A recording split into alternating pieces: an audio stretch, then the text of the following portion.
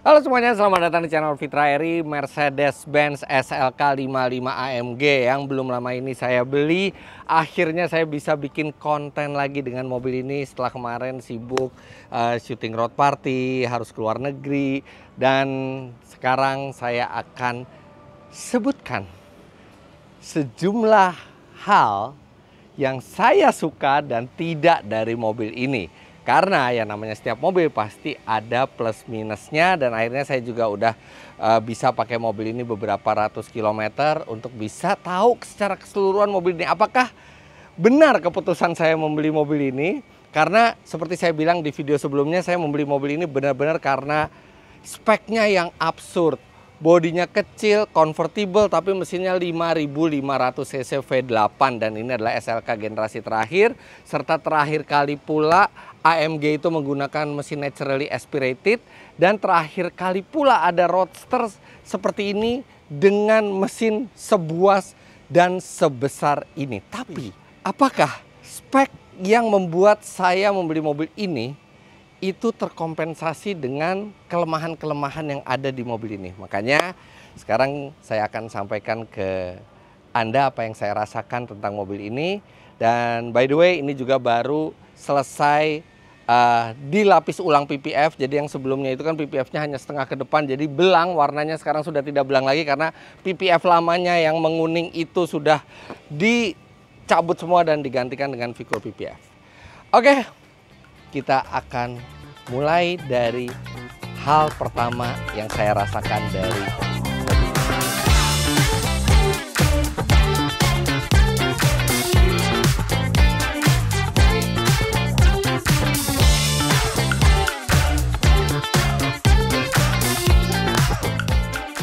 Sebelum kita masuk ke hal pertama, kalau misalnya Anda perhatikan pada saat saya opening tadi, saya memakai sepatu yang berbeda dari biasanya. Nah, untuk menemani saya hari ini, saya pakai Ventela V23, sneaker klasik modern yang fleksibel buat segala aktivitas, dan ini buatan Indonesia.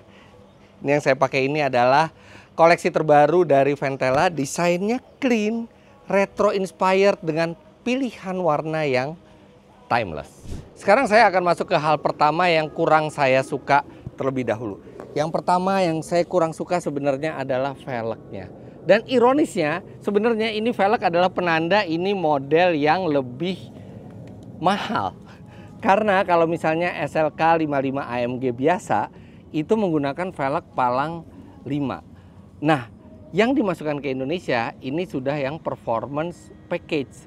Performance package termasuk juga velgnya yang menjadi palang 10.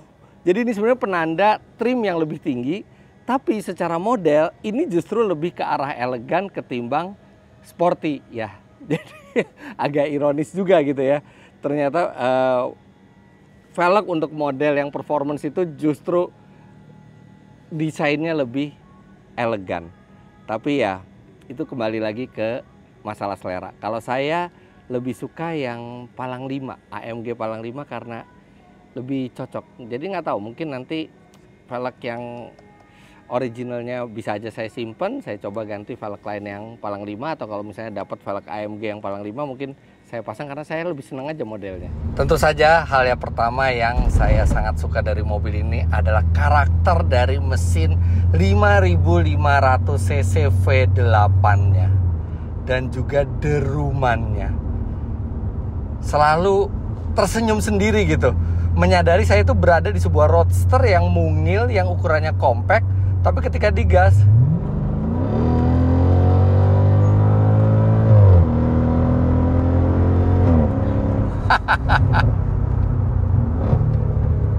wah, wah. Dan itu teredam kalau jendelanya kita tutup. Itu paling enak tuh kalau misalnya atapnya dibuka, atau misalnya jendelanya dibuka sedikit seperti ini, gitu ya. Kita juga bisa buka jendela belakangnya seperti ini. Jadi ketika kita ngegas itu tuh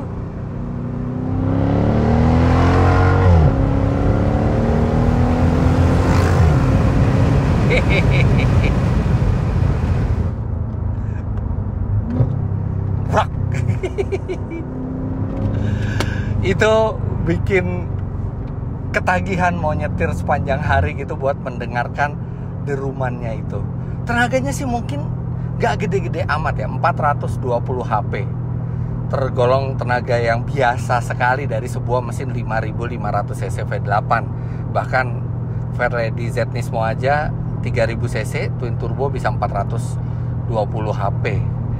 Tapi bukan masalah kencangnya. Kencangnya juga udah lumayan banget kok, 0-100 4,6 detik. Tapi lebih ke teriakannya mesin itu ketika berakselerasi. Seakan-akan mesin itu menceritakan proses yang terjadi di ruang bakar dan langsung dikeluarkan lewat knalpot sehingga kita bisa mendengar gitu. Kita bisa mendengar letupan-letupan ruang bakar itu yang itu nggak didapat lagi di mobil zaman sekarang seperti mobil hybrid, plug-in hybrid atau apalagi elektrik gitu. Usaha dari 8 silinder yang naik turun mengumpulkan energi menggerakkan mobil ini itu terdengar jelas di sini. Sehingga ada kesan mobil ini tuh honest gitu, jujur gitu, bahwa untuk menghasilkan tenaga segitu inilah effort yang dia lakukan yang kita bisa dengar dari knalpot, dan itu nggak ternilai harganya. Kemudian hal berikutnya yang saya kurang suka adalah pajaknya mahal. Ini mobil walaupun diregister tahun 2014, tapi ini sebenarnya mobil tahun pembuatan 2011, artinya udah 15 tahun. Pajaknya, lihat ini. PKB-nya aja 31.980.000 total dengan biaya lainnya. Ini tanpa denda ya, nggak ada denda. 32 jutaan rupiah per tahun saya mesti bayar. Ini mobil udah 15 tahun. Mobilnya juga nggak seberapa gede, tapi mungkin karena mesinnya yang besar kali ya, jadi pajaknya gede. Dan memang ini di pemilik sebelumnya ini adalah progresif ketiga. Tapi artinya saya bayangkan kalau ini nggak kena progresif pun ini bisa di 20 jutaan rupiah masih. Apalagi kalau misalnya saya sekarang udah progresif ke berapa belas. Wow. Bisa 60-70 juta kali nih. Tapi ya kita lupakan progresifnya dulu, tapi 20 jutaan rupiah kira-kira untuk mobil yang buatan 2011 ya cukup mahal. Hal berikutnya yang saya suka dari mobil ini adalah konsumsi BBM-nya. Loh, kok bisa? Ini mobil V8 NA. Kenapa bisa suka dengan konsumsi bahan bakarnya? Karena konsumsi bahan bakarnya tidak seboros yang saya kira. Jadi saya sebelum beli mobil ini tuh sudah mendapatkan sejumlah bocoran dari review-review di luar negeri bahwa ini adalah mobil V8 yang paling hemat. Karena mobil ini ketika kita cruising seperti ini, mesin akan secara otomatis menonaktifkan 4 silinder. Jadi 4 silinder itu akan mati total. Dia tetap bergerak tapi mati total, tetap ada pelumasan tapi tidak membakar bahan bakar sama sekali. Hanya 4 silinder dan itu ditunjukkan dengan tanda Eco 4 di sini. Dan ketika kita mau gas lagi, langsung derumannya berbeda dan dia 8 silinder jalan lagi. Ketika kita normal lagi cruising, dia akan masuk ke 4 silinder lagi. Membuat mobil ini saya tes di jalan tol, dia bisa di atas 10 km per liter. Bahkan kalau misalnya kita jalan konstan itu bisa di 12-13 km per liter. Dan di rute kombinasi ketika kita bawanya normal gitu ya, bukan yang darah muda gitu ya, maksudnya kita bawa normal aja itu bisa deket ke 10 km per liter. Beda cerita kalau misalnya kita udah tarik-tarik ya dengan 8 silinder, apalagi mode sport, itu bisa boros banget. Tapi menyenangkan gitu loh, bahwa ini mesin V8 yang bisa diajak untuk lumayan irit. Tidak irit-irit amat, tapi ini sangat irit untuk sebuah mobil V8. Bahkan ini saya pertama kali bawa mobil ini tuh bensin di fullin oleh Evans Motor, karena saya ngambil mobil ini dari Evans Motor. Itu sampai sekarang belum habis-habis. Ini jadi jalan kayak gini mode 4 silinder, habis itu gas pindah ke 8 silinder lagi, cruising lagi, dia cepet langsung pindah ke 4 silinder lagi. Nah, di video pertama saya sempat ada Anda yang melihat, dan saya juga kemudian lihat videonya, Ketika dari 4 silinder pindah ke 8 silinder itu ada asap tebal di belakang. Wow, saya pikir mungkin ada trouble ya ini mobil ya, karena setiap kali pindah dari 4 silinder ke 8 silinder itu ada asap. Tapi anehnya pada saat akselerasi tidak ada asap sama sekali. Dicek ke bengkel Mercy juga semua kompresi masih bagus. Dan kemarin setelah di video itu ada asap, saya tadinya mau bawa mobil ini lagi untuk diperiksakan. Siapa tahu ada sesuatu yang salah gitu ya, atau sesuatu yang rusak. Tapi ternyata hilang sekarang, benar-benar hilang 100%. Mau 4 silinder, 8 silinder nggak ada asap sama sekali. Jadi kemungkinan pemilik mobil ini sebelumnya tuh jarang sekali makanya, jadi ada residu mungkin di knalpot yang itu kemudian keluar pada saat pertama kali saya pakai. Jadi sekarang udah nggak ada masalah sama sekali. Saya bisa menikmati silinder deactivation ini dan menikmati konsumsi bahan bakar yang tetap lumayan boros tapi irit untuk ukuran V8. Hal berikutnya yang saya kurang suka, bahkan mungkin ini saya tidak suka dari mobil ini, adalah buka tutup atapnya yang benar-benar harus hampir berhenti. Lihat ini, saya sekarang pelan, saya cuman, ini sekarang di jalur lambat ya, saya cuman 20 km per jam, nggak mau, decrease speed udah tinggal 10 tuh, masih nggak mau 7 km per jam, harus di bawah 5 km per jam. Ini bener-bener menyebalkan. Memang ya buka atapnya itu cuma 16 detik tuh udah selesai gitu ya. Dan ketika atap terbuka ini bentuk mobilnya keren, kemudian juga suara mesin juga terdengar lebih jelas gitu, derumannya tuh asik sekali terdengarnya.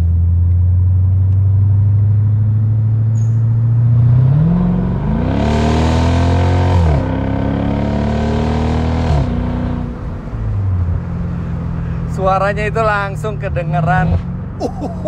Ada serak-serak gitu. Berat. Ya tapi itu effort untuk membuka tutup atapnya itu yang agak-agak menyebalkan. Misalnya nih, lagi jalan seperti ini, lagi menikmati suara, tiba-tiba wah hujan. Waduh, ini yang harus saya lakukan adalah pelan-pelan, pelan sekali, tidak bisa kencang, harus 5 km per jam. Aduh, udah ini sih sama aja sama berhenti nih, nggak ada bedanya dengan berhenti.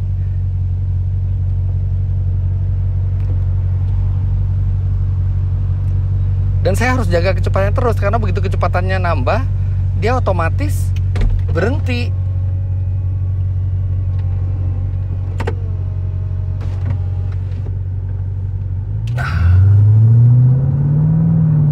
Dan itu buat saya pribadi agak menyebalkan, karena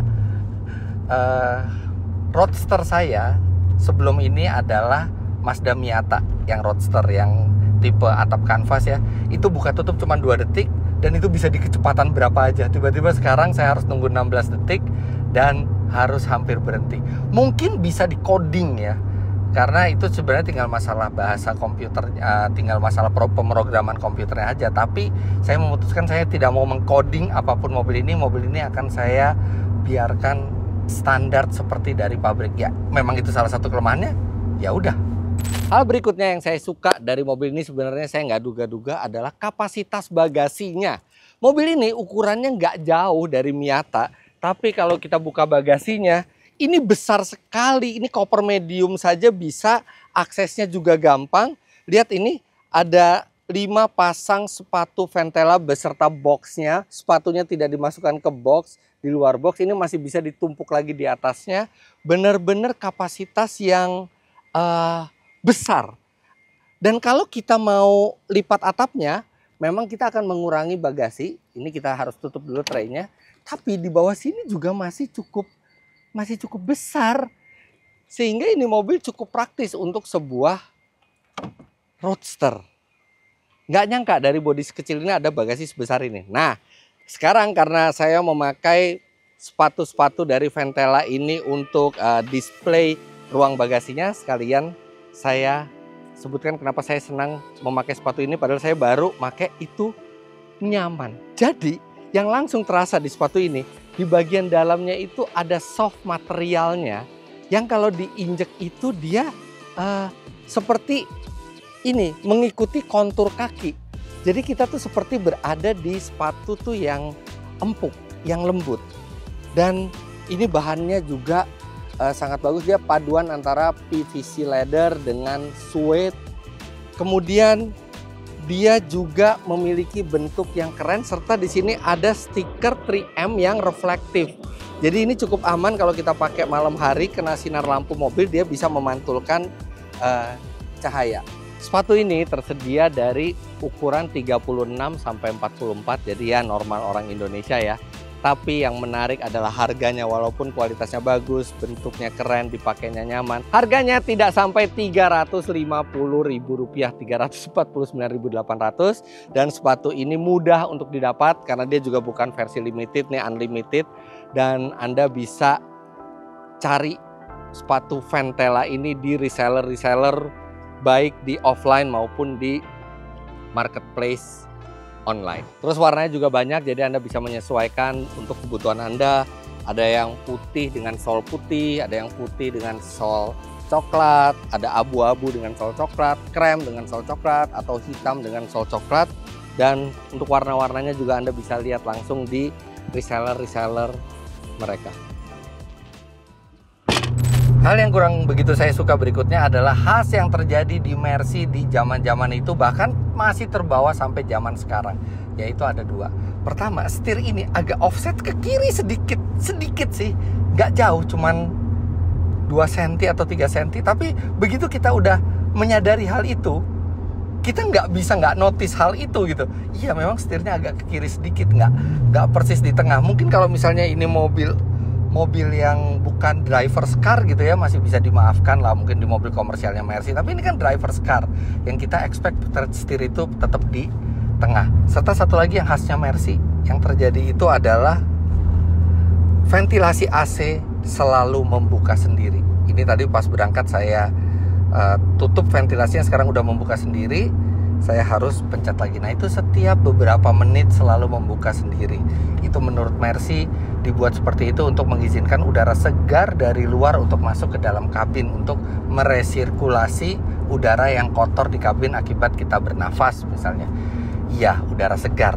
Itu kalau di Eropa. Kalau di Indonesia dijamin lebih segar udara yang di dalam dibandingkan yang di luar. Apalagi pernah kejadian saya bawa Mercy itu, membukanya persis ketika mobil itu lagi ngantri kemacetan di belakang truk sampah. Tiba-tiba dengan cerdasnya mobil itu membuka sendiri ventilasinya, berharap udara segar dari sampah itu masuk ke dalam kabin. Nah, itu kurang menyenangkan, dan itu juga terjadi di sini. Itu kelemahan, bukan kelemahan SLK, tapi kelemahan di Mercedes-Benz yang memang disengaja oleh Mercedes-Benz seperti itu. Kalau yang setir saya nggak tahu alasannya kenapa, tapi kalau yang ventilasi AC saya tahu alasannya kenapa, walaupun nggak cocok buat Indonesia. Hal yang saya suka berikutnya dari mobil ini adalah bantingannya.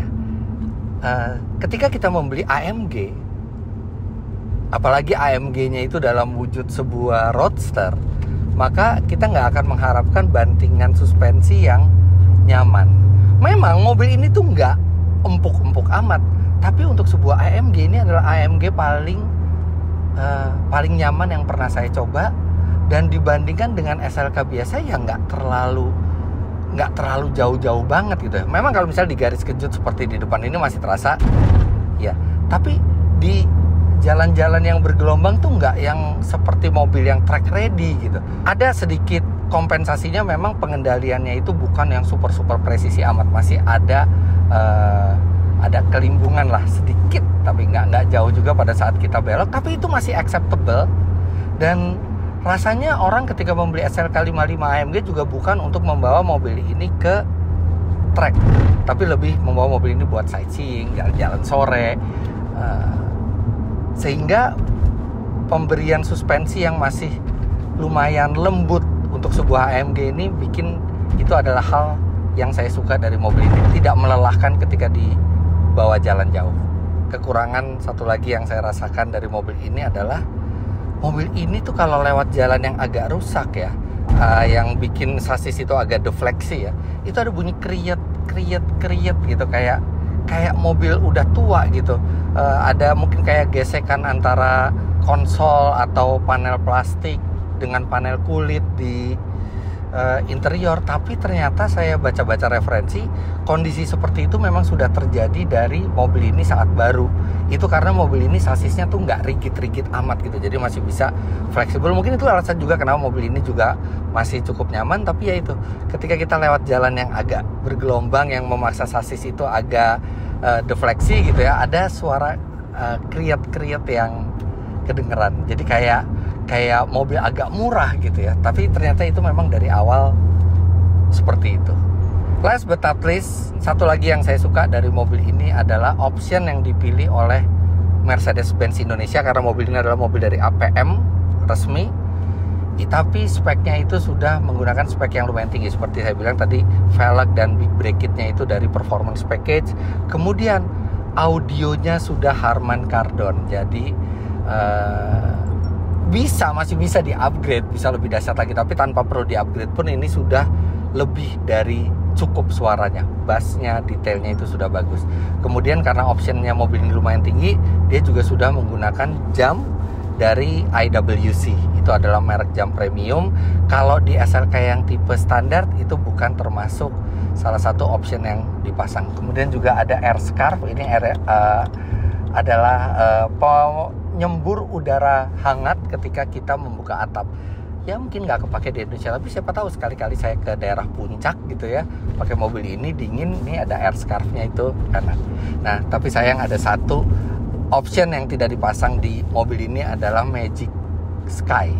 Kalau Magic Glass ya, pokoknya itu kaca yang di atas ini yang bisa gelap, bisa terang hanya dengan sentuhan tombol, bikin mobil kelihatan lebih mahal.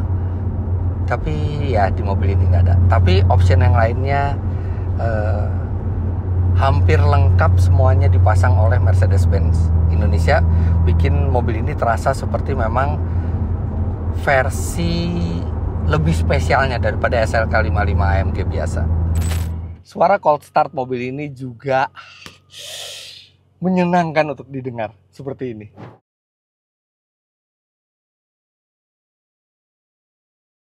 Dan juga dalam keadaan netral, ketika kita gas-gas juga suaranya seperti orang yang ukuran tubuhnya mungil tapi suaranya menggelegar seperti ini.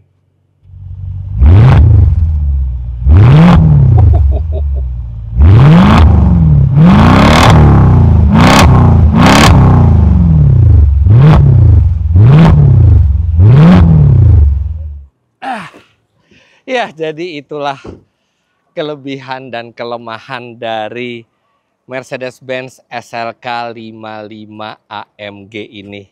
Ya namanya setiap mobil pasti ada kelebihan, ada kelemahan.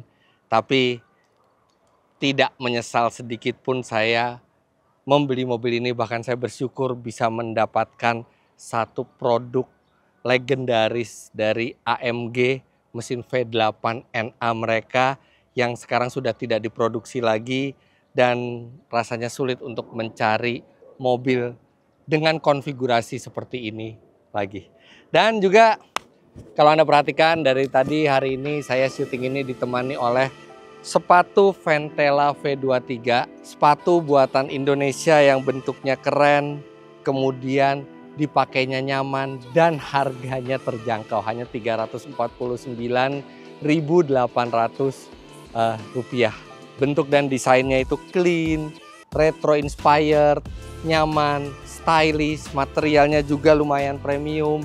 Kemudian juga dengan detail rapi dan fleksibel buat dipakai ke berbagai acara. Apalagi sepatu ini juga tidak limited, unlimited. Jadi Anda dengan mudah bisa mendapatkannya kalau Anda mau coba di reseller-reseller mereka, baik di offline maupun di online.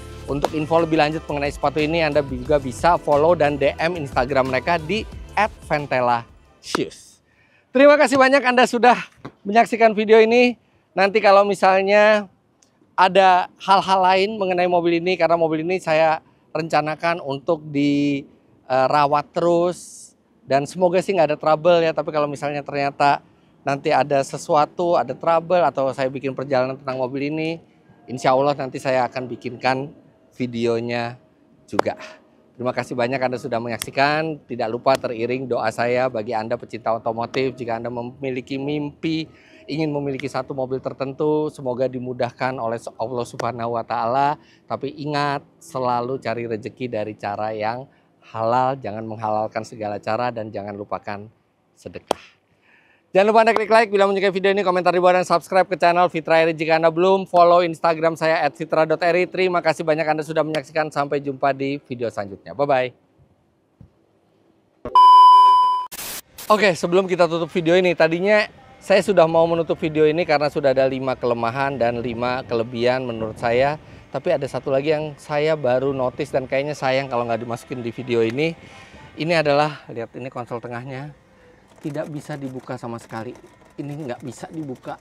Saya pikir rusak tapi ternyata tidak. Tahu penyebabnya apa? Karena pintunya terkunci. Begitu kuncinya terbuka seperti ini, dia bisa membuka normal. Jadi ketika Anda mengunci pintu, nah sekarang saya mau coba juga ininya nih. Coba lacinya Revi bisa buka nggak, Rev? Kekunci juga. Begitu kita buka, sekarang dia bisa kebuka nggak? Wow, itu adalah fitur keamanan ya, bukan keselamatan tapi keamanan. Jadi kalau mobil kita dipecahin orang kacanya, atau kita parkir dengan keadaan terbuka seperti ini, kita kunci aja mobil, barang-barang berharga di laci itu dia akan aman terkunci, tidak bisa dibuka kecuali ada kunci mobilnya. Tapi kalau kita lagi berjalan, kan dia juga akan mengunci otomatis kan. Tapi kalau misalnya kita lagi dalam kondisi berjalan, dia mengunci, kita tetap bisa membuka. Dia hanya mengunci kalau misalnya kondisi mobilnya mati dan kita kunci dari luar.